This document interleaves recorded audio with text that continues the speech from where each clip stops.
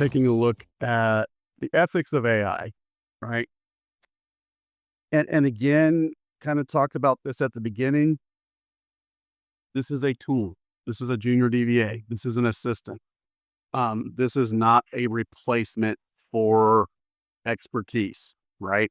We don't ever want to take code that was generated by AI and say, this is done, it compiles, ship it type of thing, right? We want to make sure we go through it, we understand it. Um, just again, going back to that analogy, if you had a more junior resource on your team that you could hand work off to and say, hey, go write this script to do this, you wouldn't just take that and say, okay, this is good. I'm not even going to review it, right? It's important to be transparent. Don't pass off AI work as fully your own, right? I mean, we're sitting here in a webinar saying, hey, in our consulting work, we use this to save you money, right?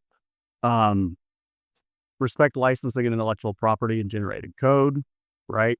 Make sure that it's not using anything that is not appropriate to be using.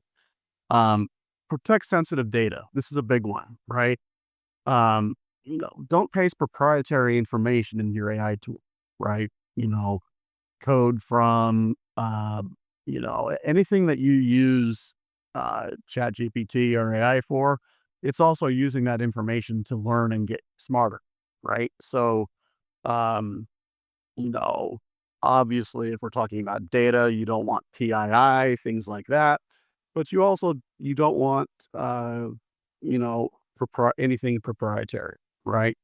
Balance productivity gains with responsible oversight, right? And so these things are all really important. And I think everyone here on this call hopefully recognizes this as a tool. You know, the other thing that I wanted to talk about is risks for junior DBAs, developers, those who haven't been doing this for decades, like at least a couple of us on this call. Blind trust equals danger, right? Don't just assume that it's correct. Don't just assume that it's best practice.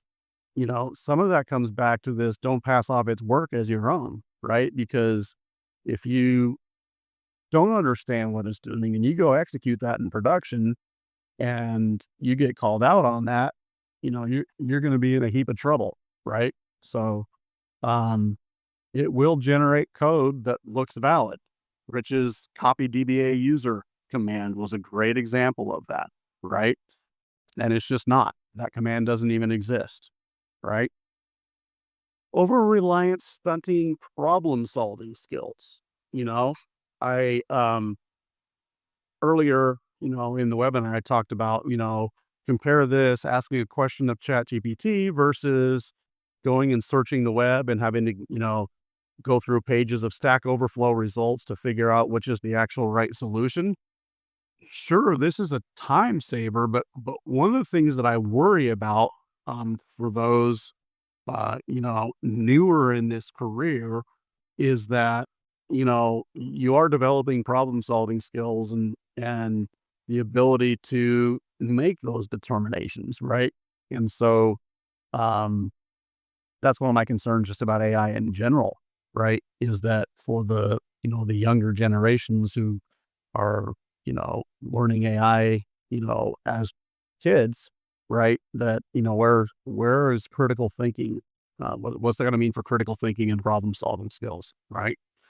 Um, Risk of adopting bad practices, right? Now, in fairness, you could also do this, using those Stack Overflow results, right? But we also, we always want to make sure that it's doing the right thing the right way and the most performant way, right?